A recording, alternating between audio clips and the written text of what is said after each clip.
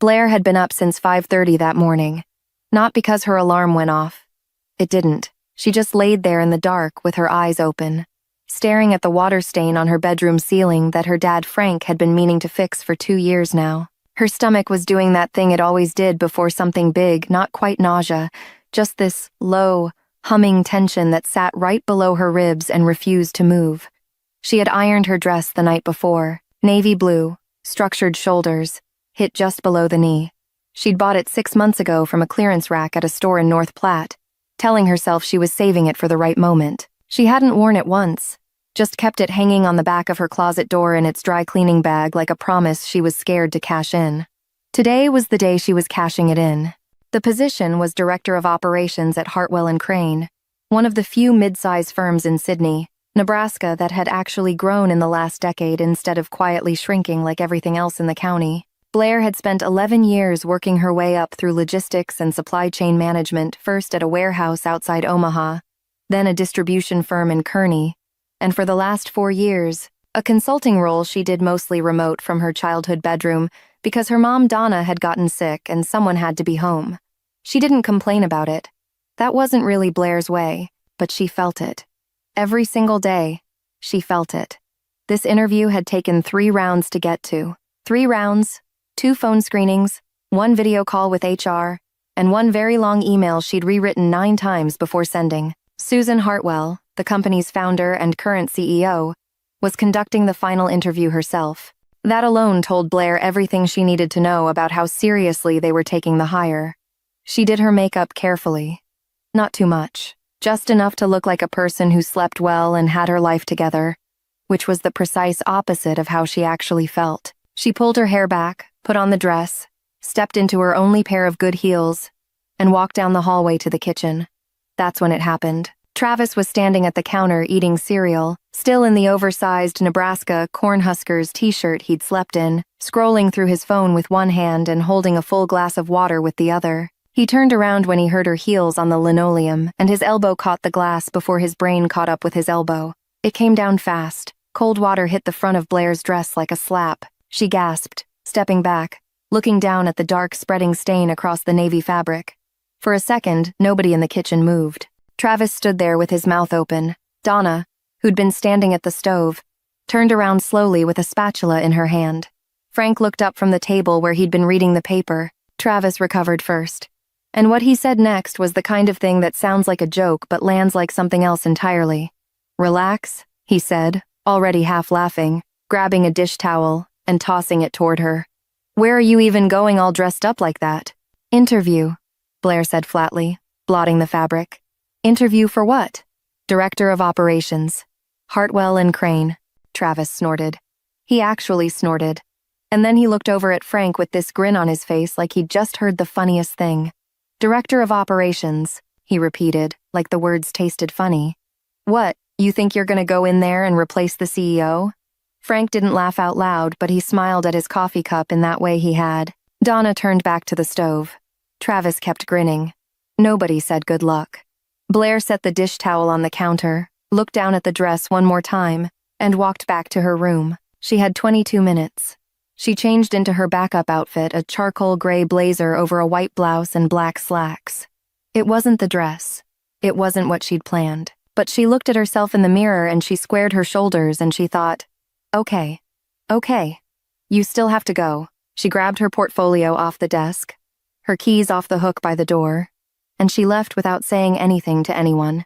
The drive from their house on Chestnut Street to the Hartwell & Crane building on Delaware Avenue took 11 minutes. Blair had timed it twice during the week before, at the same time of morning, just to be sure. Sydney was small enough that traffic was never really the problem. The problem was always the inside of her own head. She parked in the lot across the street, sat in the car for 90 seconds, and breathed. She was qualified. She knew she was qualified. She had the hours, the experience, the specific operational background this role required. She'd read everything publicly available about the company. She knew their Q3 bottleneck before they'd even told her about it in the second round. She belonged in that room. She got out of the car. The lobby of Hartwell & Crane was cleaner than she expected. Not flashy, this was Sydney, Nebraska, not Chicago, but considered. Good lighting. a front desk with a woman behind it who looked up when Blair walked through the glass door. "Hi, I'm Blair. I have a 9 o'clock with Susan Hartwell." The receptionist, whose nameplate read Reese, smiled and picked up the phone. "Of course. I'll let her know you're here. Can I get you some water while you wait?" Blair almost laughed. "I'm good," she said. "Thank you." She sat down in one of the chairs by the window and did not look at her phone. She'd learned a long time ago that scrolling before something important was just a way of feeding anxiety without filling it. Instead, she looked out the window at Delaware Avenue and watched a delivery truck ease through the intersection and thought about nothing in particular. "Blair?" She stood up. Susan Hartwell was not what she'd expected, though Blair couldn't have said exactly what she had expected. She was maybe 60, compact and unhurried in the way of someone who'd stopped needing to prove things a long time ago. Gray hair cut short, a firm handshake. "Come on back," Susan said. The interview lasted an hour and 20 minutes. Blair had prepared for 45. She'd brought notes she never touched. Susan didn't ask her the standard questions, the "where do you see yourself in 5 years?" The "what's your greatest weakness" performance that both sides pretend is useful. She asked real things. Specific things. She pulled up an actual logistics scenario from the company's last fiscal year, laid it on the table between them, and said, "Walk me through what you'd do here." So Blair did. She talked about the supply chain gap she could see in their vendor distribution model. She talked about a similar problem she'd solved in Kearney, the specific adjustments she'd made, the timeline, the outcome. She talked about what she'd do differently if she had the chance to do it again. Susan listened the whole time without interrupting, which Blair appreciated more than she could say. At the end, Susan leaned back in her chair and looked at her for a moment. "You've been doing consulting work the last 4 years," she said. It wasn't quite a question. "Yes," Blair said. "Remote, mostly. I had some family circumstances that made that the right call at the time." Susan nodded like that answer was sufficient, like she didn't need the details and wasn't going to press for them. "I'll be honest with you," Susan said. "We've interviewed 11 people for this role.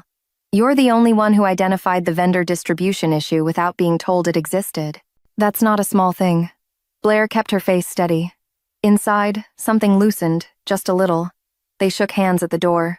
Susan told her she'd hear something by end of week. Blair thanked her, walked back through the lobby, nodded at Reese on the way out, pushed through the glass door into the late morning air, and stood on the sidewalk outside for a moment. She breathed. She didn't know yet. She wouldn't know until end of week. But she'd done everything she could do, and she'd done it well. And right now, that was the whole world. Back in Sydney, back on Chestnut Street, Donna had made lunch by the time Blair got home. Frank was in the living room. Travis was on the couch the same way he always was on his days off, one leg over the armrest, remote in hand, cycling through channels with the particular restlessness of someone who's bored but won't admit it. Nobody asked her how it went. Blair put her portfolio on the kitchen table, changed out of her blazer, and sat down with a glass of water. Donna asked if she was hungry. She said a little. They ate lunch without talking much about anything. An hour later, Travis had landed on the local news not because he wanted to watch the news, but because he'd run out of things to skip past. He had it on in the background, volume medium, while he scrolled his phone. That's when the segment came on. It was a business feature, the kind that ran on slow news days in small Nebraska markets, local company spotlight, growth story, human interest angle. The camera was on the exterior of the Hartwell and Crane building on Delaware Avenue. The anchor's voice was doing that warm, impressed thing reserved for good news stories. And then Susan Hartwell appeared on screen, standing in what Blair recognized immediately as the lobby she'd sat in 3 hours ago. Travis wasn't paying attention. Then he was. He sat up slowly, the hand holding his phone dropping to his knee. "Wait," he said. Donna looked over from the armchair. Frank lowered his paper. On the screen, the anchor was talking about Hartwell and Crane's expansion plans, their new operations division, their search for senior leadership. Susan Hartwell was talking about the kind of candidate they were looking for. The segment was maybe 90 seconds long. Standard local news stuff, but Travis was staring at it like he'd seen something move in a photograph. "That's..." he started. Then he stopped. "That's the same company," he said, quieter now. "That's Hartwell and Crane." He looked up. Not at Blair specifically, just up, at the room, like the room might explain something to him. "I work there," he said. I've been in the warehouse there for 2 years. Nobody said anything for a second. Blair looked at him from across the room. She didn't say anything either.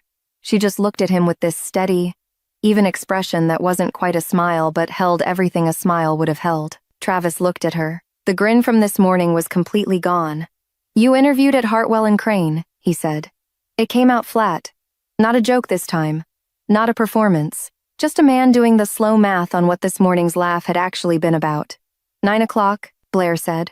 "With Susan Hartwell." Frank set the paper down fully for the first time all morning. Donna had gone very still in her chair. Travis looked back at the TV. The segment had moved on.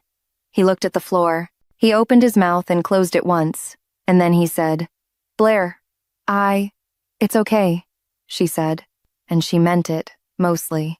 "It's fine." But the room held the weight of it anyway. The water on the dress, the snort, the joke about replacing the CEO, all of it, sitting right there in the middle of the living room in Sydney, Nebraska, not going anywhere fast. Blair picked up her glass, stood up, and went back to the kitchen. She had an email to check by end of week. She had work to do in the meantime. She had 11 years of doing the right thing when nobody was watching, and not especially needing a round of applause for it. The dress was still damp, hanging over the shower rod in the bathroom. The interview was done, and Blair, for the first time since 5:30 that morning, felt the thing below her ribs go quiet. It's about what happens when the people closest to you have quietly decided, without meaning any harm, what your ceiling is, and you've spent years building past it while they weren't looking. Travis didn't mock Blair because he was cruel. He did it because familiarity breeds a specific kind of blindness.